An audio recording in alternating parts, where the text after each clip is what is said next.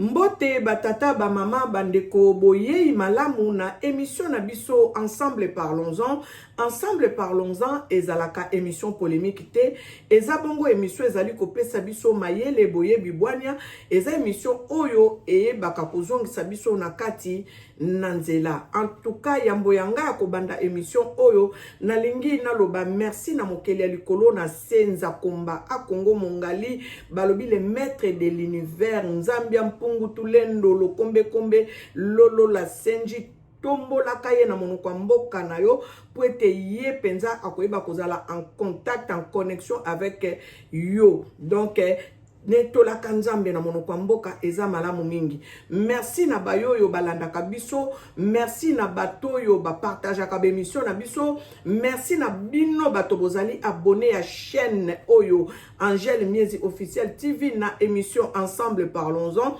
Merci na grande sœur nanga Marie Rouf Marie Kenge oyo azali na kati ya mboka Melin mwana mama yayo yango wana. Merci na Fredine Toya mobali ya bato mama Sidonie. Merci na Kukunto ya la femme de Papa Nzouzi. Merci na Augustine Massamba. Merci na Madeleine de Jésus, Mama Jolie qui aussi soit. Merci na Mama Annie Salou. Merci na Eben Elioson.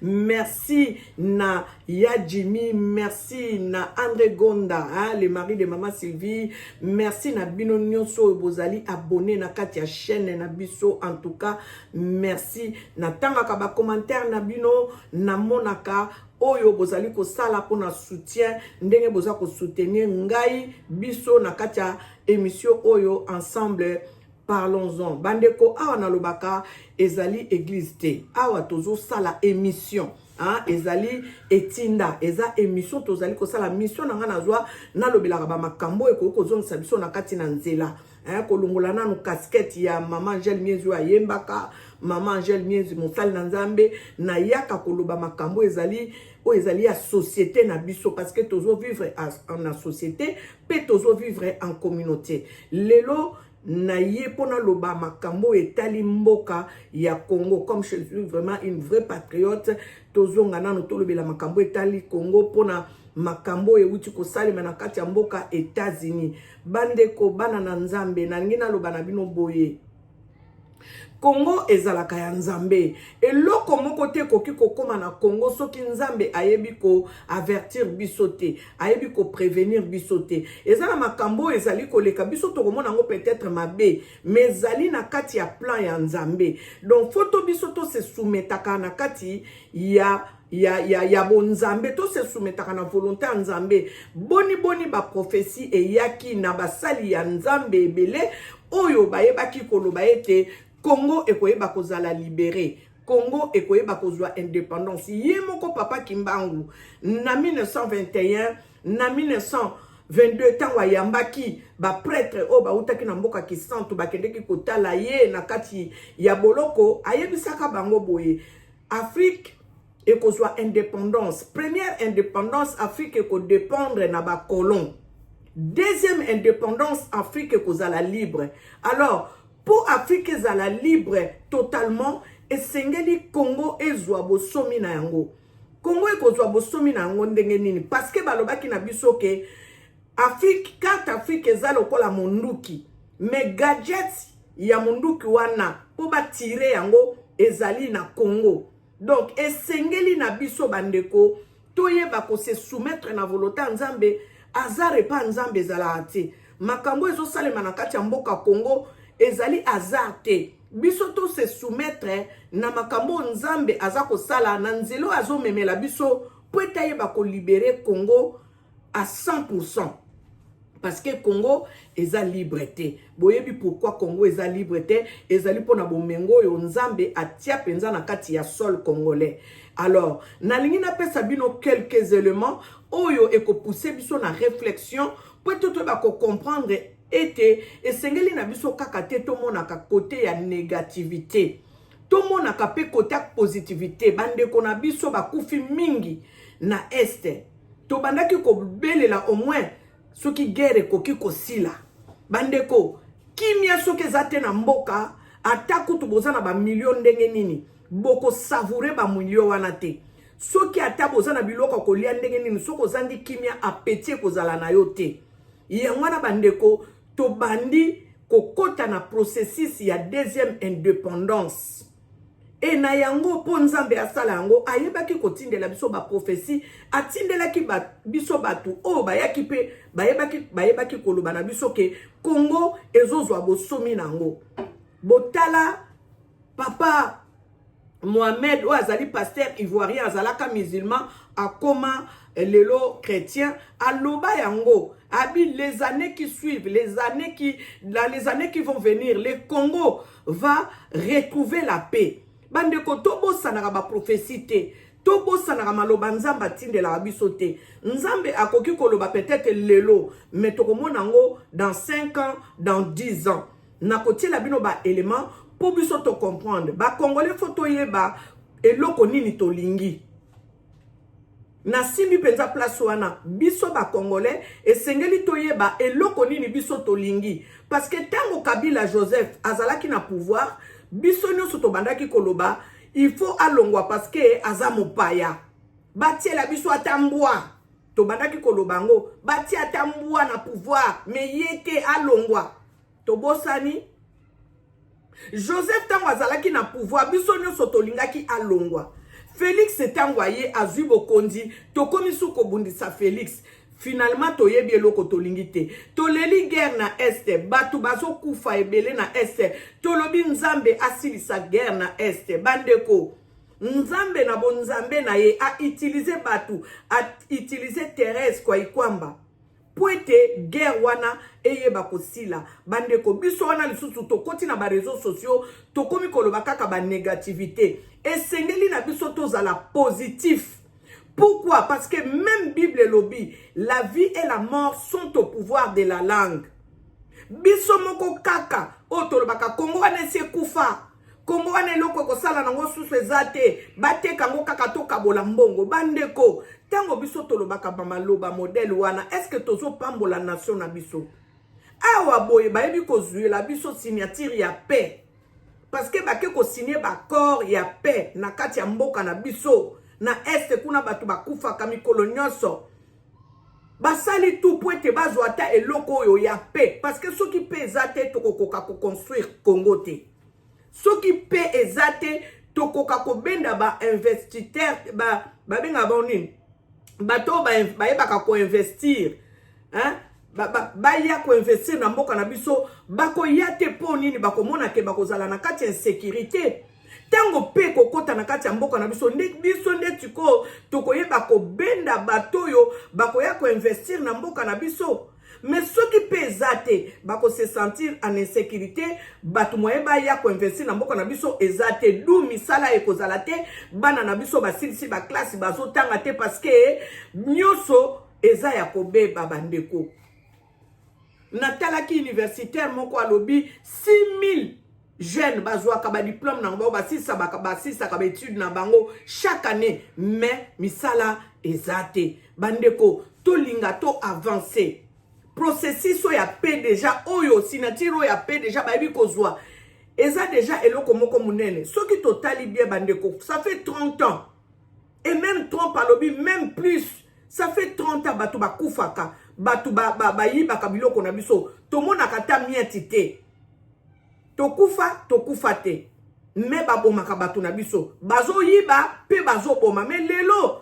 tozui au moins accord ya paix balobi tozui au moins paix ceux qui même bapesi biso quelque chose ce n'est pas grave bandeko boyebi makambo nzamba koki kosala te na sima mikolo ezali koya soki biso tozui kimia moto azo kokumba mboka kimia ezali akoyeba ko réformer makambo ebeba akoyeba ko reconstituer armée akoyeba ko placer ba division na kati ya ba armée ndenge Mobutu azalaka tango Mobutu azalaka mboka ezaka na pe bomonaka armée na biso ezalaka makasi mais soki mboka eza na pete bokozala na armée moko kozala faible parce que armée na biso déjà ezali babenga ngoni ba ezali déjà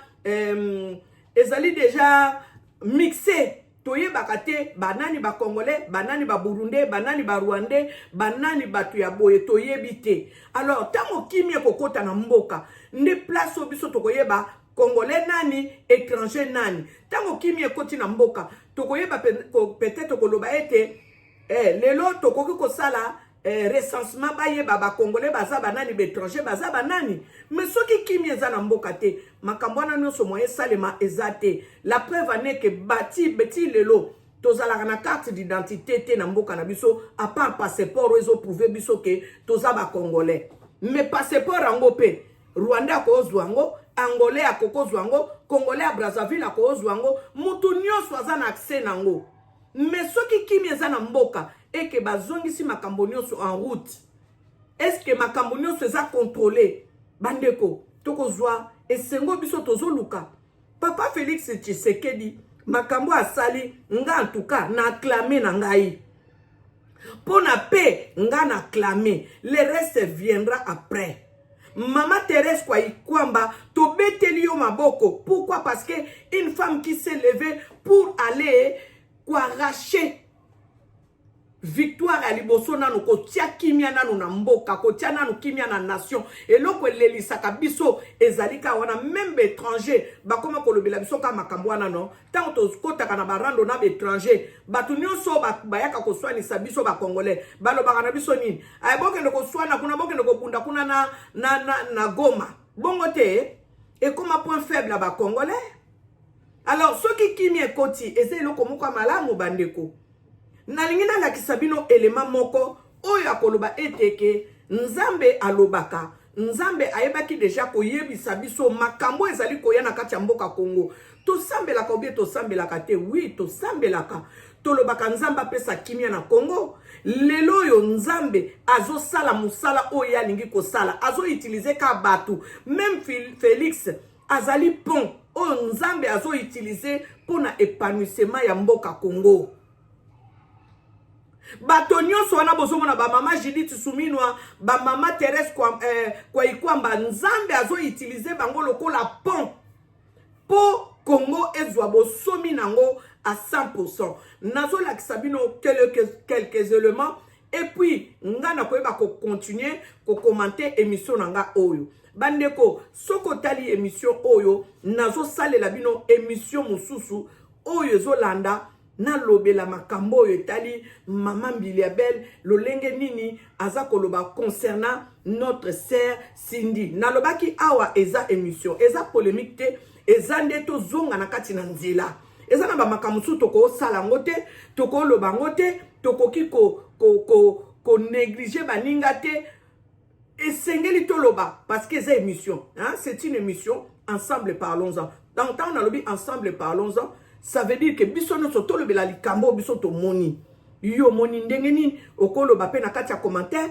okopesa pe ba conseil na kati ya commentaire okoki pe kopesa à point de vue na yo vis-à-vis ya likambo biso to lobeli na kati ya émission yo ensemble parlons-en bandeko na zongi na sujet na nga ya émission oyo na lobi nzambe alobaka alobela bato ebele alobeli basali ya nzambe mingi ba prophète mingi ata tondimaka bango te mais ya malamu pe bazali balobaka pe makambo oyo ekokisamaka pe hein balobaka makambo oyo tomoni pe ke ekokisami pe donc tokanisaka kaka te ke bato nyonso baza faux bato mosusu nzambe atelemisa bango mais lokola baza mélanger na ba faux tokoma kosala confusion tokoma ko mélanger bango te nzambe alobaka na tango akala nzamba lobaka na ba prophète lelo pe nzamba lobaka pe na ba prophète donc tolanda élément oyo bongo nga na koyeba ko continuer émission nanga tolanda drapeau blanc le 28 juin le 30 juin ça sera la fête de l'indépendance la vraie indépendance cette fois-ci le 30 juin le 23 juin ça sera la date la fête de la commémoration de l'alliance entre Dieu et la RD Congo qu'avait fait notre président de la République au stade des Martyrs. Le jour-là, il y a une alliance qui a été faite. Ça sera le 23 juin. Le 28 juin, je reviens encore pour te dire que c'est la fin de la guerre. La guerre va se terminer bien avant. Ça va se terminer bien avant. Comment ça va se terminer, moi et toi, nous ne le savons pas. Je ne sais pas comment ça va se terminer. Mais acceptons que ça va terminer le 28 juin. Dieu y sait. les drapeaux de RD Congo va flotter du côté de la RD Congo, le drapeau du Rwanda va flotter du côté du Rwanda. Que Dieu vous bénisse. Prions pour ça, élevons Dieu pour ça. Je suis le pasteur Christian Kimbukusu d'Akumudala, Newman, le serviteur de Dieu, pasteur congolais. Je vous aime. Tout se pèlera. Tout se pèlera. De la part du Seigneur. Tout se pèlera. Nzambaza ya solo. Et le jour où nous allons poser les drapeaux blancs. Bandeko.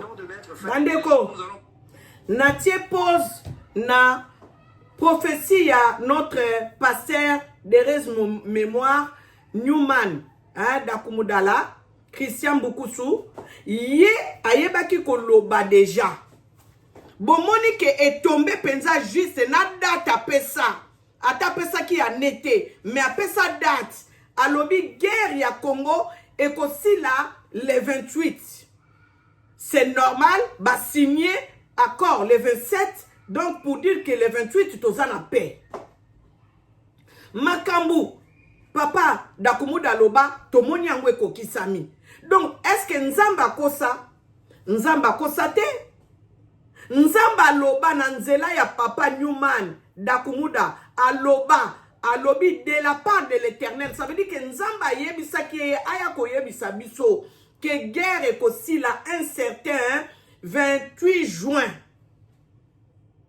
Nzambe akosaka te, Nzambe ase contredisaka te. Soki Nzamba lobi ate zumikolo, ate salibane ekokokisama parce que Nzambe nda lobi. Boyoki ya lobi, aloba qui était selon lui, il a dit de la part de l'Éternel. Ça veut dire que Dieu lui a dit de venir nous dire qu'il y aura un 28 juin où la paix va s'installer au Congo. Et cette fois-ci, ça sera une vraie indépendance. Makamu papa Kimbango Lobaka, que vous aurez votre deuxième indépendance. C'est le processus. Nous sommes en train d'avancer. Donc, bien-aimés Congolais, je vous en prie, arrêtez de dire n'importe quoi. Croyez au moins aux prophéties parce que nous sommes en train de voir que ce qui a été dit est en train de s'accomplir. Félix peut être mauvais, Félix peut être médiocre, Félix peut être, je ne sais pas qu'est-ce que vous lui qualifiez, mais au moins nous savons que ce n'est pas Félix qui est à la base de cette indépendance ou de cette paix qui va s'installer au Congo. C'est Dieu créateur lui-même, le Dieu créateur des cieux et la terre, le maître de l'univers. C'est lui-là. Je dis toujours les pays de Kimbangu. C'est lui. Papa Kimbangu lui-même avait dit. Donc nous sommes en train de voir la prophétie s'accomplir. Et ça s'accomplira. Que nous le voulons ou pas, cela va s'accomplir. Je vais vous amener un autre élément et nous allons continuer notre émission. D'accord? Je vais vous amener un autre élément. Sinon, je vais vous laisser encore écouter notre papa d'Akumuda. Écoutons. Poser les drapeaux blancs le 28 juin. Le 30 juin, ça sera la fête de l'indépendance. La vraie indépendance, cette fois-ci. Le 30 juin. Le 23 juin, ça sera la date, la fête de la commémoration de l'alliance entre Dieu et la RD Congo qu'avait fait notre président de la République au stade des Martyrs. Les jours-là, il y a une alliance qui a été faite. Ça sera le 23 juin. Le 28 juin, je reviens encore pour te dire que c'est la fin de la guerre. La guerre va se terminer bien avant. Ça va se terminer bien avant. Comment ça va se terminer, moi et toi, nous ne le savons pas. Je ne sais pas comment ça va se terminer. Mais acceptons que ça va terminer le 28 juin. Dieu y sait. Le drapeau de RD Congo va flotter du côté de la RD Congo. Le drapeau du Rwanda va flotter du côté du Rwanda. Que Dieu vous bénisse. Prions pour ça, élevons Dieu pour ça. Je suis le pasteur Christian Kimbukusu d'Akumudala, Newman, le serviteur de Dieu, pasteur congolais. Je vous aime. Tout se pèlera. Tout se pèlera. De la part du Seigneur.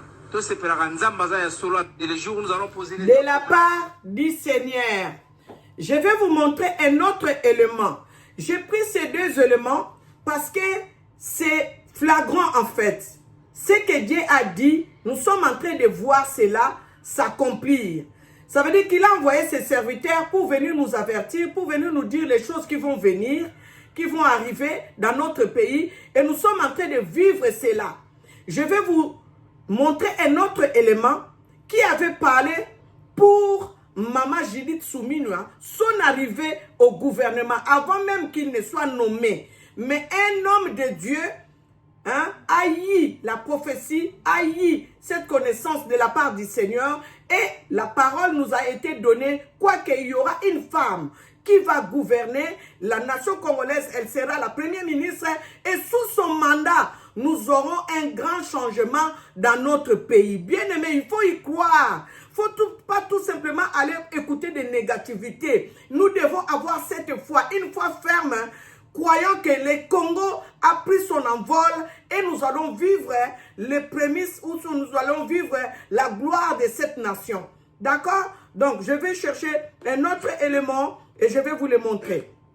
D'accord? Je vais vous montrer cet élément. Je vais vous montrer ça. Je vais vous montrer ça. Écoutons ça. Écoutons ça. Écoutons ça. Va placer à la tête de ce pays, dans le gouvernement, une femme qui sera Premier ministre. Elle portera des lunettes. Elle sera de teint clair. Lorsque tu seras à côté d'elle, tu regarderas le teint de cette femme. Tu seras surpris de constater que c'est une femme qui entretient très bien son teint. Une femme qui donne de l'importance à son teint. Elle n'est pas seulement belle, mais elle a aussi la tête. Beaucoup des hommes vont la minimiser. Mais quand elle va s'élever et qu'elle prendra le pouvoir dans ce pays, les choses vont changer. La RDC deviendra la nation que Dieu avait prédit. On a besoin de ces prophètes sentinelles. On a besoin des gens qui voient et qui peuvent vous dire des choses qui... Va placer à la tête de ce pays. Va placer à la tête de ce pays, dans le gouvernement, une femme qui sera Premier ministre. Elle portera des lunettes. Elle sera de teint clair. Lorsque tu seras à côté d'elle, tu regarderas le teint de cette femme. Tu seras surpris de constater que c'est une femme qui entretient très bien son teint. Une femme qui donne de l'importance à son teint. Elle n'est pas seulement belle, mais elle a aussi la tête. Beaucoup des hommes vont la minimiser. Mais quand elle va s'élever et qu'elle prendra le pouvoir dans ce pays, les choses vont changer.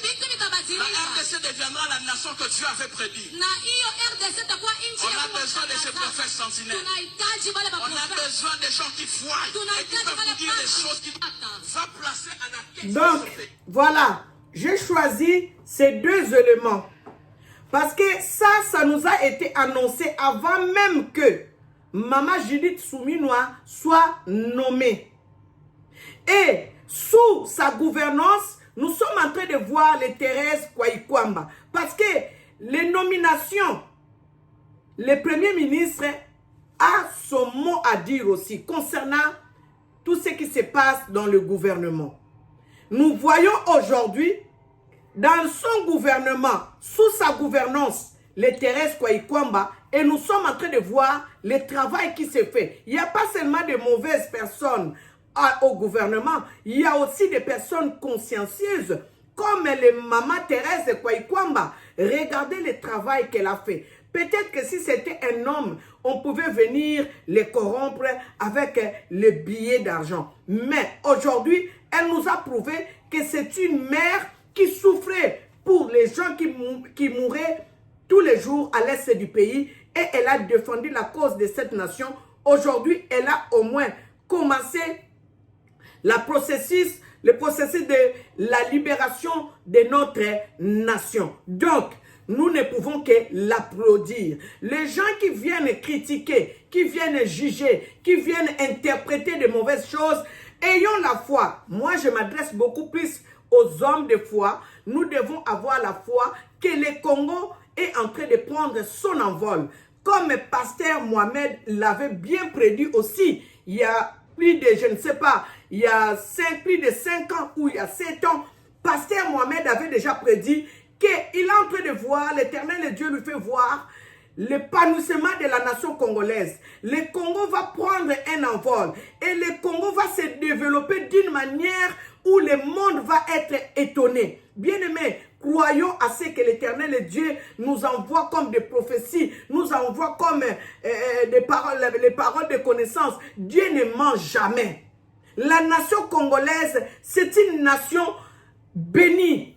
C'est une nation de Dieu. Et ça va Nzambe. Ce que tanga Ézéchiel 36, ce que comprendre qu'est-ce que la nation congolaise.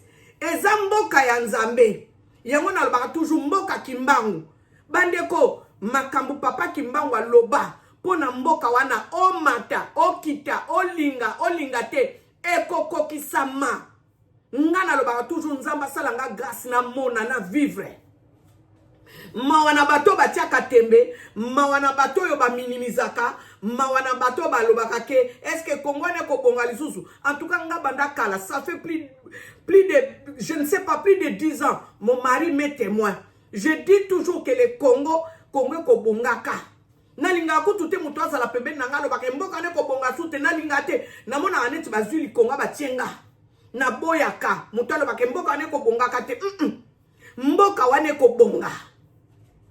Mboka wane ko bonga bako simba biso na bilamba boye mutu na mutu alingi azala moninga na opo akende ko zwa asala ta moi quelque chose na mboka Congo na koya kolobela makambo mawana bato ba oteka ka mboka okomona ba chinois bazana ba biteni na bango mabele basali ba cimetière na kati ya mboka Congo botala Burkina Faso okoki ko somba mabele kuna te soko za Burkina bete. Mais biso ba congolais mutu nyonso ayaka kosomba mabele na ye asali nango pe oya lingi. Non, nous devons sécuriser la nation, nous devons aimer notre nation parce que nanu toyebi valeur ya mboka wana te.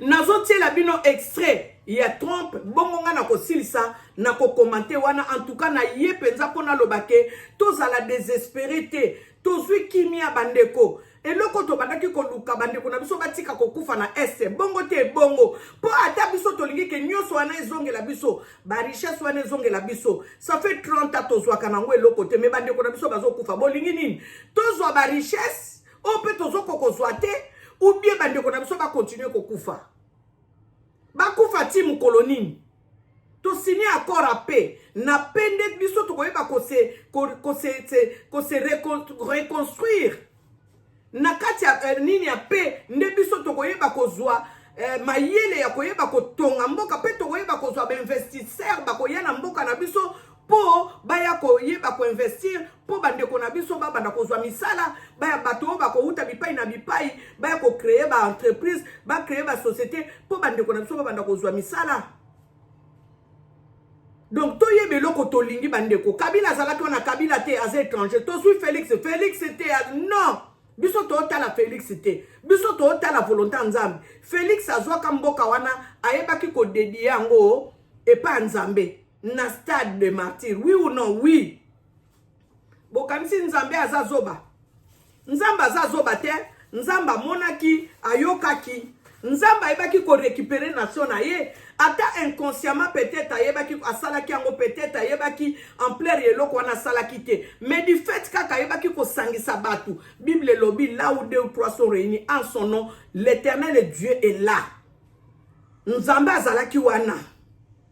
Ata kaka oh ceux qui azamutu ceux qui aframa so oh asalaki non na minute kaka alobaki ke toye ko zongisa mboka pa Nzambe. O président mokota sala na kati ya mboka wana Congo ya yebaki kozwa mboka azongisaki na mboka na maboko Nzambe. Ça veut dire que l'Éternel Dieu est au contrôle. Nous devons avoir la confiance et nous devons avoir la foi que mboka nezo ke de totala ka bakor te bakor quel bakor tala bandiko na biso ne basili na mboka est kuna batu basili tozo déplorer ba millions de morts. Donc to lingi kaka to wumela na ba guerre ngo o to ozwe la solution te accord à paix signamé. To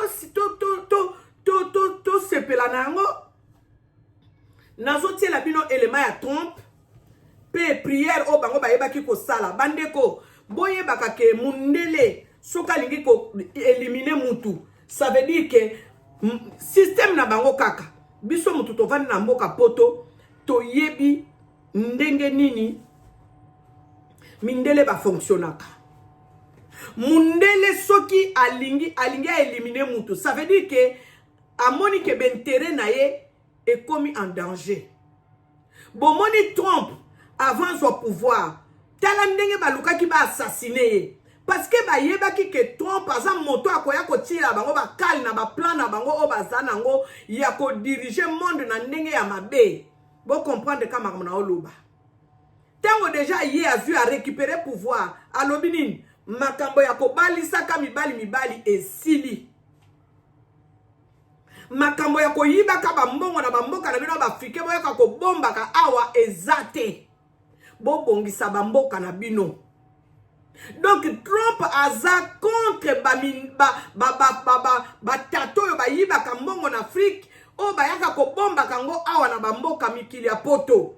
Trump aza nango d'accord te. Sikoyo bato yo ba dirigeant économie à monde. Bayebi ke soki Trump abando pekisa makambo wana eza un manque à gagner pour na bango parce que bambongo yaka kobomba ma awa bango basalela yango. Mbongo wana ole tonga ka bamboka na biso bango nde awa nde batongela yango bamboka na bango. Pona nini balingai baboma Trump? Makambo zebele. Trump azalaka moto yo nzambe asimba ye. Na yoka papa Joseph Kikonka alobango na ba émission na ye asalaka ya boyebi. Kolobete Trump ezali papa kimbangu muto asala ete Trump azonga na pouvoir.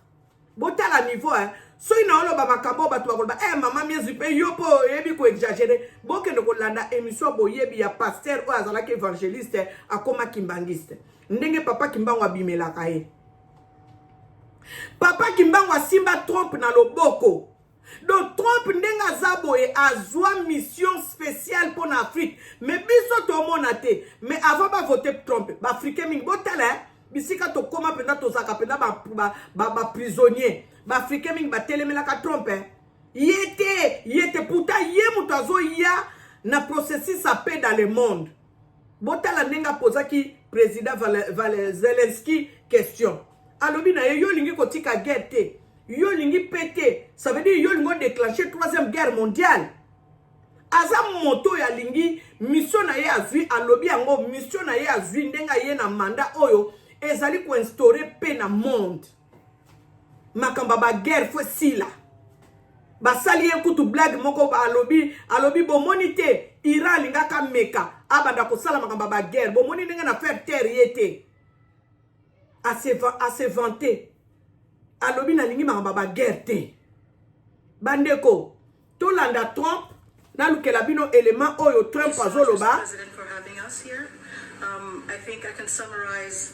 Na lukela bino element o Trump azoloba. Trump alobi na zo lukela bino element Trump na lukela bino element Trump o Trump azoloba ke banda nazala awa banda kalawana yango bato yo bazalaka avant ngai eloko nini basalaki bozela na luka element ngo bandeko ebungi ngai bozela na luka ngo tolanda element oyo guerre qui durait depuis 30 ans et où 6 millions de personnes sont mortes. Merci beaucoup, Monsieur le Président, de nous avoir accueillis ici. Je pense que je peux résumer ma contribution en 3 points principaux. Tout d'abord, merci et félicitations pour cet accomplissement remarquable qui met fin à 30 ans de conflits et de souffrances et qui redéfinit les perspectives pour des millions de Congolais et de citoyens de la grande région des Grands Lacs. Le deuxième point est rester engagé, rester impliqué. Nous avons besoin que les États-Unis s'assurent que cet accord tienne et que vous nous teniez responsables. Et le troisième point est que si vous restez engagés, je pense qu'il y a tellement de perspectives que nous pouvons transformer nos partenariats et qui peuvent inaugurer une ère de prospérité, de croissance et de relations bilatérales partagées qui vont bien au-delà des défis que nous avons partagés ensemble et qui peuvent au moins ou enfin se concentrer sur le potentiel et sur la richesse que nous pouvons partager. Bandeko, élément ngoza molai. Élément ngo eza vraiment molai na landi yango na kotiela bino yango prochainement soki fona lobela yango lisusu. Trump alobi boye alobi kokamwa ba précédent na ngai ba président o baya liboso na nga baluka teke guerre oyo esila.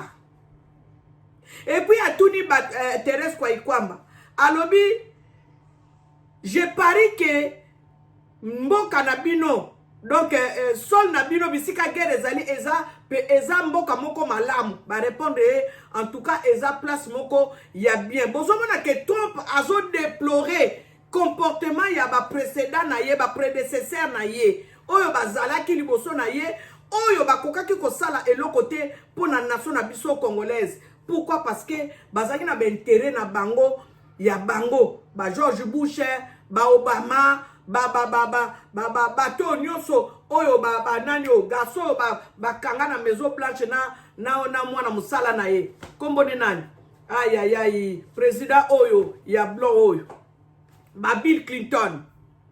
Donc ozomona ke makambo yo to sepela bandeko ndenge dakumuda lobaki na parole na ye prophétie na ye yela kibiso. Nous devons nous réjouir. Donc, biso tolingi batu ba continuer kokufa ou bien tozwa processus de la paix parce que na paix nde biso tokoyeba ko reconstruire mboka na kimia nde biso tokoyeba ko profiter na o ezali ya biso. Oh ba pesi biso ka 10% bongo 10% o liboso ba na ozwango. Est-ce que ba yebisi bino ke bo mengo a Congo ezaka na est boyebi makambo nzamba bombela ba africain monde boyebi makambo nzamba bombela monde entier concernant ba richesse à Congo.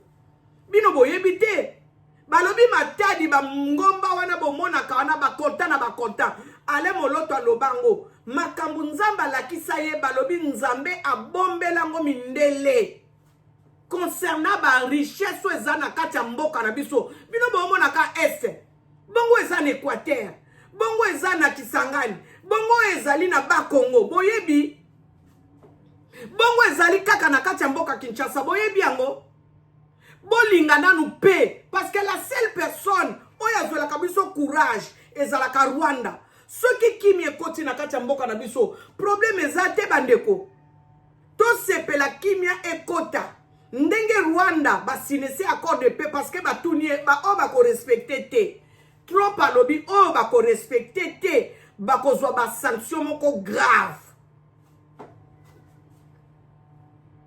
eto bosana te papa Kimbangu aloba Congo ekozala assujetti na un petit pays. Mais na mikolo ekoyaka wana mboka ne ko disparaître na carte géographique ya monde. Boyebi te mususu eza pe piège. Lokola bango baza ba sanguinaire, lokola bango baza miyibi. Moyibi a continuer aka koyiba bandeko po délivrer moyibi ezaka problème.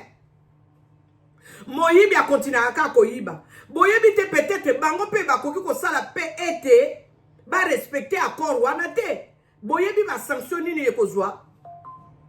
Boyebi te bo se réjouir. Diplomatie o bazo mema na biso eza ya malamu biso tolingi ko sima makila batu na maboko te. Tozala lokola David na Saul. David a kutana pena na opportunité ya kokata Saul mutu. Mais David aloba na koki kolinga te maboko na ngeza la taché na makila ya mosali na ye. Donc ya Saul, non. Bandeko, tozo kende, Congo ezala mboka elaka. Congo ezala ka paradis sur terre. Biso toza pena ba descenda penza ya ese kuna balobi mboka Congo balobi bassin de l'Afrique. Le centre bakamunezo se place bandela. Bisika os de chambre uta na mboka Congo. Nzambe ayebi pourquoi pesa biso mitema malamu. Nzambe ayebi pourquoi sala na biso ke tozalaka un peuple pacifique. Parce que si tozalaki un peuple sanguinaire ne malamu te. Nzambe ayebi bisika zo mema biso. Voilà le konangana ya koloba lelo concernant oezali accord de paix oyebi ko signame. Bandeko to sepela kaka ndenge dakumuda lobaki le 28 juin toko banda vraie indépendance makambo ezo salema il suffit kaka papa kiangani simo kimba kiangani akende Angola na kulumbimbi makambo sili nango il suffit kaka boye bakozwa ba instruction venant de là-bas makambo sili nango bokomona Congo eko s'envoler d'une grande vitesse biso moko toko kamwa toko bando tika biloko ko osundoli nyonso zongi na Congo Bible kosate, Bible oba balobaki ke bakokanga un vrai juif na pas ya liputa na ye na ba nation. Bakoya bakangi un vrai juif parce que ba vrai juif ezala biso. Bakokanga un vrai juif na liputa na ye bongo bakolobake tolingi omema biso et pas na bino parce que kuna nde toki nzambe nda azalaka kuna ça va se faire na lobango mikolo nyonso na oka sonité na lobango mikolo nyonso ça va se faire. Bolanda bien makambo trompe à lobby, bolanda ba interview bien. Et puis nakoya kolobela ngo prochainement nazolanda émission moko na ya koloba makambo yo na lobby ya Maman Mbiliabel soko silisi émission yo okolanda prochainement na kolata kaboy nazolobela makambo ya Maman Mbiliabel to pesa Maman Mbiliabel toli parce que aza yaya aza mama Congo aza na besoin ya ba mama o balingi mboka pe balingi peuple congolais tolingi kozala na rivalité te entre biso ba congolais non. Et Seigneur tozala unis. Nous sommes un peuple uni. Il n'y a pas de rivalité, il n'y a pas de non. Donc il y a mon angina lobela après émission oyo. Nazo lobela Maman Mbiliabel. Alors pour vous qui n'êtes pas encore abonnés sur notre chaîne Angèle Miezi officielle TV, dans cette émission Ensemble Parlons-en, veuillez vous abonner parce que moi je ne fais pas des émissions tous les jours pour ne pas perdre le fil de l'émission. Abonnez-vous et cliquez sur la cloche de notification, comme ça vous aurez nos émissions en temps et en heure. Ici, on ne parle pas des choses, des bêtises. Tolobela mambaba polémique, toloba makambo ezozongi sabiso na kati ya nzela. Ezala ke église te awa. Awa eza église te. Awa ezali émission, hein, émission ya YouTube. Toyaka koloba po tozonga na nzela, po topesa bato mususu bayibo yebi o bayebi te ba comprendre ba yeba pe. D'accord? Donc voilà. Là, aujourd'hui, je vais m'arrêter par ici et j'aimerais vous mettre, c'est dommage que l'élément que j'ai reçu de Trump, je ne sais pas les remettre au début, mais je ferai une autre émission concernant l'élément de Trump. Oh, Trump a zolobake, et c'est dommage que bato yo, bayali boso nanga, basala et l'autre côté pour l'Afrique. Donc, nangika na rappelé le sous bandeko. Ceux qui bomoni mundele, alingia bomandeko na ye mundele. Et ça parce que azomona intérêt na ye parce que Trump aza contre politique wana yako assujettir ba africain. Trump aza contre nango yango moni aloba na ba africain bo développer ba mboka na bino aloba ngo a maintes reprises encourager ba président africain alobi na lingite bo yiba ka mbongo pa na bino bo yaka nango awa bo développer ba mboka na bino. Politique Trump aye nango ezali ya ko instaurer paix na monde. Bango bakolinga bongo te parce que la guerre profite aux colons. Le désordre profite aux colons parce que ceux qui bayebi ke bozana kimia bokotonga bokokoma égal bango bakozanga ba main d'œuvre ya awa bato bakoya ko bando salela bango kiboyi baka kokombola bamboka na bango bakokoma muke bokotikala na bamboka na bino nde yango moni balingaka kotika biso na bobola balingaka kotika biso na bulu yeke balingaka kotika biso na médiocrité pour te tokoba bongo to enviaka bamboka na bango pourtant biso nde bamboka na biso eza riche koleka bamboka na bango bavivaka na ba richesse na biso soki biso tokangeli bango ba porte bandeko ba okoka ko vivre te. Alors yo congolais yo africain to esengeli to comprendre makambo yo ozo le kasasa ipi na kati ya mokili congolais tika ko yimaimo bandolo ba o ba korwana o nini non tozo makambo yo ezo salema oyo eza volonté nzambe nde moto alingi makambo esalema pe ye moko ayebi bisiko azomema biso donc to banga te to kamwa te makambo zoleka Félix azali pon kaka o nzamba za ko utiliser ba mama Suminu bazali ba pon o nzamba za ko utiliser boyebi dernièrement na mona ki mama Suminu akende ki nkamba vandaki ba pesa ke pe ba conseil ayoka ki pe ayebi ndenge ni na kokota msela mboka Congo soki atosi akobimisa Congo na misère o Congo aza ko vivre na mokolo alelo eza facilité parce que bandeko na biso ba nyokwa mingi ba kufi mingi soko ke Congo ko comprendre que mboka wana il est temps